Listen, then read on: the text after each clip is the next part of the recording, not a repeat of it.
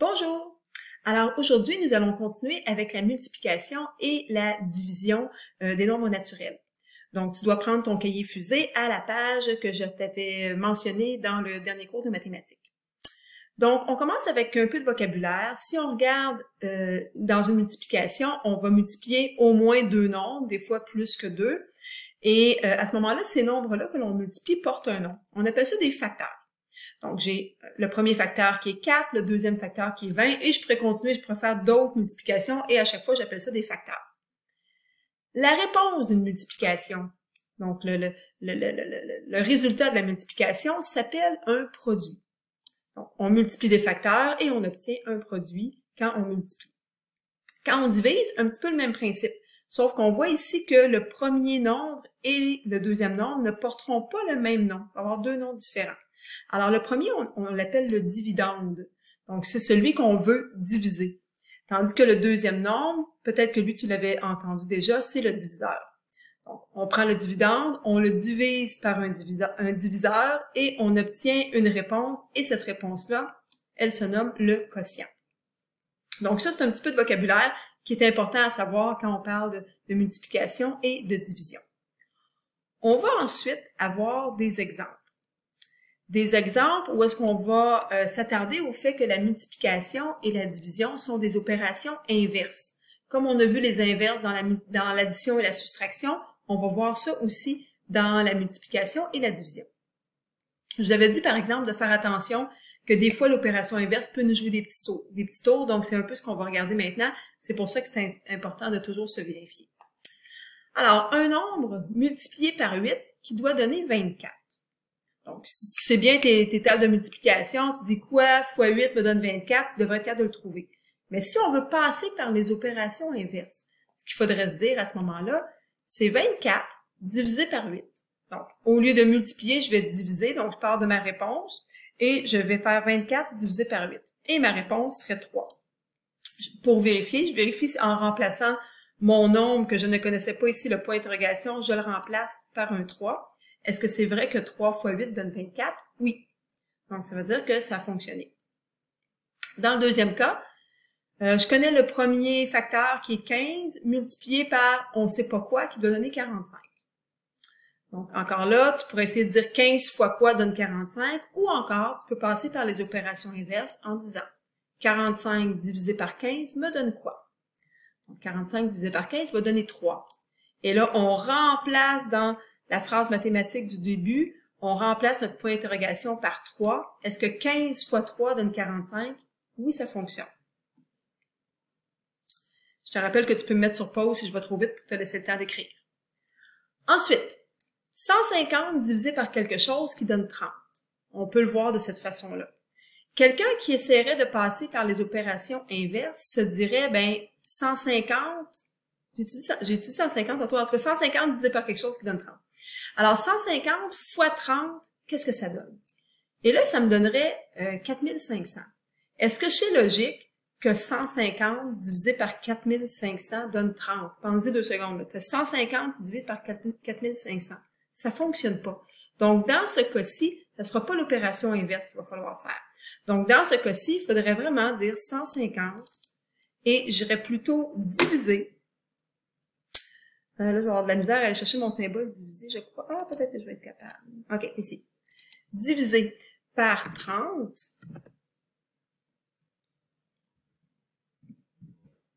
Bon, mes chiffres ne veulent plus fonctionner. Je ne sais pas trop pourquoi. OK, on va y aller comme ça. Et là, 150 divisé par 30. Un petit truc pour faire cette division-là. Tu peux enlever un 0 ici et un 0 ici. Tu as le droit de faire ça. Si tu enlèves un 0 dans ton dividende et dans ton diviseur, ça te donne en fait 15 divisé par 3. Et ça, tu es capable de faire ça mentalement. 15 divisé par 3, ça va te donner 5. Alors, si j'essaie maintenant ma nouvelle réponse que je viens de trouver, est-ce que c'est vrai que 150 divisé par 5 donne 30? Oui, là, ça fonctionne. Donc, tu vois, dans ce cas-ci, l'opération inverse n'était pas ce qu'il fallait faire. Le dernier, quelque chose divisé par 16 qui donne 2. Donc là, tu peux essayer de le faire mentalement ou tu peux essayer de dire, OK, on va fonctionner par les opérations inverses. 16 fois 2 est égal à quoi? Ou encore 2 fois 16 est égal à quoi? Tu t'aperçois que la multiplication, hein, tu peux aussi les changer de place. J'aurais pu commencer par 2 fois 16, ça aurait été correct aussi. Et ça me donne 32. Je m'en viens vérifier. Est-ce que 32 divisé par 16 donne 2? Oui, ça fonctionne. Donc, la multiplication et la division sont des opérations qui sont inverses. On va aller voir maintenant un petit peu de vocabulaire en lien avec la division, en lien avec notre quotient, donc la réponse de notre division. On te demande de diviser de calculer le quotient des nombres suivants.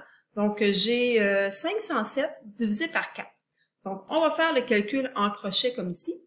Donc, on va se dire, 4, il rentre combien de fois dans 5? 4, il rentre une fois. Donc, 4 fois 1, ça me fait 4. Donc, je vais aller soustraire 4 ici. Je vais changer mon crayon. Donc, quand je fais ma soustraction, ça va me donner un 1. J'abaisse mon 0. Moi, je me fais des petits points dans ce temps-là. Ça m'aide à me repérer, savoir ce que j'ai abaissé. Alors, il me reste 10. 4 rentre combien de fois dans 10? Il va rentrer 2 fois. 2 fois 4, ça fait 8. Alors, je vais aller soustraire mon 8. Ça me fait 2. Et maintenant, je vais devoir abaisser mon 7 ici. 4 rentre combien de fois dans 27? Donc là, tes tables de multiplication, si tu le sais tout de suite. Sinon, ben, tu peux dire 4, 8, 12, 16, 20, 24. Puis ensuite, ça donnerait 28. Donc, ça serait 24 qui rentre. Donc, ça va être à ce moment-là 6. Et il va me rester, on a dit que ça faisait 24, donc il va me rester ensuite 3.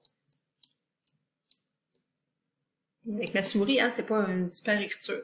Et là, j'ai plus rien à abaisser. Donc, à ce moment-là, je mets un 0 et je rajoute ma virgule. 4 rentre combien de fois dans 30? Donc, il va rentrer 7 fois. Ça va me faire 28. Là, je vais aller me rajouter un petit espace blanc, moi, pour pouvoir continuer. Puis tantôt, j'enlèverai ça. Donc, j'enlève 28. Il me reste 2. Je rajoute encore un 0 à ce moment-là. 4 rentre combien de fois dans 20? Il rentre exactement 5 fois. Et là, à ce moment-là, il ne me restera plus rien. Parce que 5 fois 4 fait 20. Il me reste 0. Donc, toi, ça te prend peut-être un petit peu moins de place. Moi, j'écris avec ma souris, c'est pas super. Maintenant, on a des questions en lien avec notre calcul qui est ici. Quelle est la partie entière du quotient? La partie entière, c'est la partie avant la virgule. Donc, ici, ma partie entière est 126. Mais là, on te demande quel est le reste de la division. J'aurais peut-être dû arrêter ma division avant juste pour te montrer. Où est-ce qu'il était mon reste? Quand on a fait ici, là, quand on a descendu le 7, OK? Donc, il me restait 27. Et là, j'ai dit, OK, si j'ai 27, 4 rentre combien de fois dans 27? Il rentre 6 fois. Et là, il me restait un 3. Si je change de couleur, là, avant de rajouter un 0 qui n'était pas là, je ne l'ai pas abaissé, le 0, il n'existait pas. Donc, avant de rajouter un 0, il me restait 3. Donc, quand on parle du reste de la division, c'est le nombre qui te reste avant d'aller voir ta virgule. Donc, j'aurais pu arrêter, puis parfois, ça va arriver dans un problème que tu n'auras pas besoin d'aller voir qu'est-ce qu'il y a après la virgule, que ce qu'on cherche, c'est le reste. Donc, dans ce cas-ci, le reste était 3. Donc, moi, j'ai continué parce que je suis allée chercher mes chiffres après la virgule.